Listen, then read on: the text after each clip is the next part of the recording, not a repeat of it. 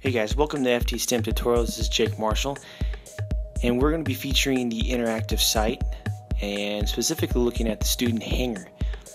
So here we are at ftSTEM.com, and we are going to be venturing into the hangar of our infamous FT student, who is attached to my teacher account so that he has access to all the resources within his hangar.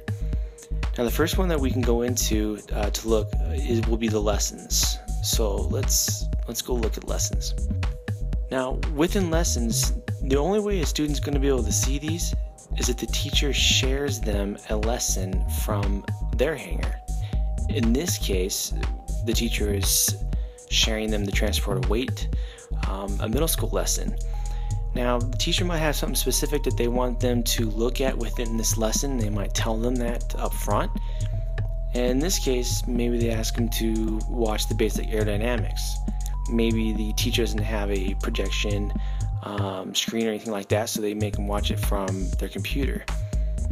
Now, just because he's seeing the lesson from the FT STEM lesson bank doesn't mean the teacher can't create their own lesson and share it to the students within their lesson hangar. Let's go to resources. Now, instead of taking the students off the site and going to flighttest.com and making them search for everything, the students have everything from that site at their fingertips. So if you type in Tiny Trainer, it'll bring up the FT Tiny Trainer article that they can now read, look at the videos, builds, how-tos, and so forth. So within those build videos, they have everything that they need. Let's go ahead and take away Tiny Trainer. Under FT articles, they get all the FT articles that are specific to them, and they're definitely super useful for the students.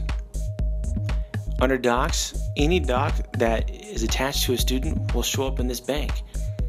So in this case, maybe a student just wants a CAD file. Type in CAD, and there you have it. They have all the access to the CAD files that are made specific for the students of FT STEM. So you can see some of the headings on there. Now the last one is going to be the CAD vault. So speaking of drawings, the CAD vault is going to be a great communication tool for students to be able to upload and share their own drawings, collaborate with other students that are within STEM all across the country. So it's going to be pretty awesome when it's done. Now, Messages is a new feature within the hangar, and this allows the students to do communication within their classroom. They can actually choose a participant, and they can pick a student within the classroom, or they can pick the teacher. So in this case, we'll just pick my name as a teacher. In the subject, we'll say my design brief, and let's just type in, can you look at my design brief? Can you look it over for me? And this is like a student who needs the teacher to review it and to give them some feedback, and this is a perfect way for the student to get that direct communication to them without having to go out any outside source of communication.